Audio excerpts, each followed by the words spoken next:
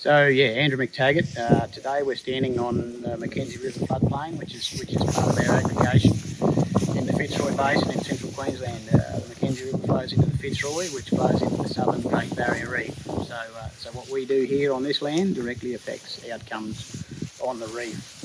We're a multi-generational family with three generations active in the business. We employ 6 full-time staff, run about 10,000 head in a time-controlled grazing system, 10 to 15 mobs through 460 odd paddocks. We love the satisfaction, I guess, of knowing that we're adding to the betterment and improvement of the communities around us, the local community, our family community, and the wider community. We love that we are bettering the ecosystems around us. We love that the livestock well-being is improving under our management. On a daily basis, we have such variety in our work, and there's such satisfaction and enjoyment in producing nutritionally dense beef. Yeah, grazing management is our tool of choice for our regenerative ag practices. I believe that grazing management is the foundation of all regenerative ag.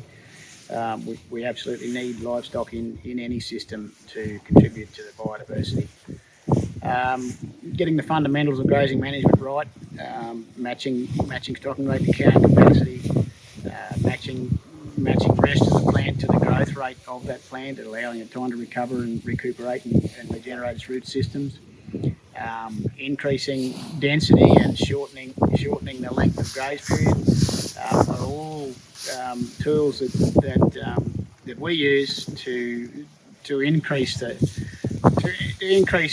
ecosystem services, I guess, and what we're doing by doing that is increasing infiltration and increasing water use efficiency and increasing the mineral cycle. Photosynthesis is the fundamental system to get carbon into the soil. So that's what we're seeing. That's what we're using, and what we're seeing is a significant increase in ground cover, increase in biodiversity, both flora and fauna, and reduced runoff, which is the big one living on the reef catchment. What is regenerative ag delivering for us?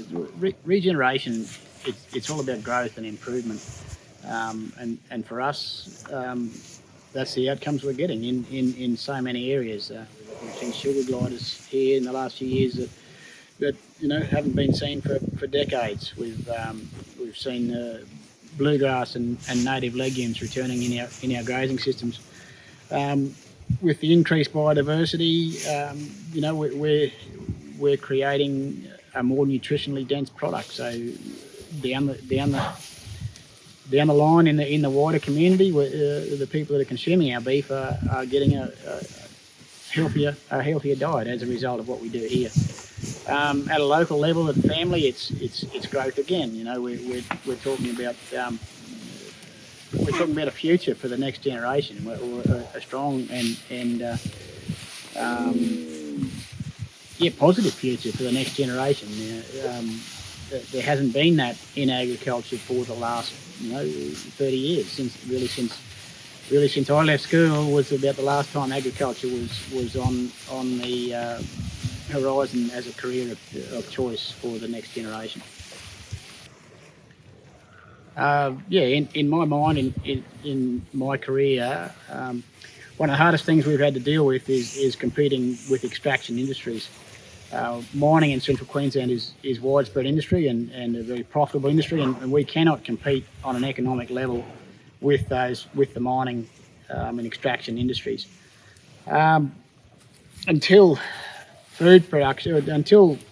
agriculture is recognised for what it is as land stewardship as well as food production, and that food production is not being subsidised by mining the environment, then the human race is on a very slippery slope. Love 2 could well be a turning point in recognising agriculture or good agricultural practices for what it is and rewarding good agricultural practices. The greater the financial rewards, the faster the transition is going to be from traditional agricultural practices to regenerative agricultural practices. Once we reach a critical mass, then regen ag will be mainstream ag, and for me that's the goal.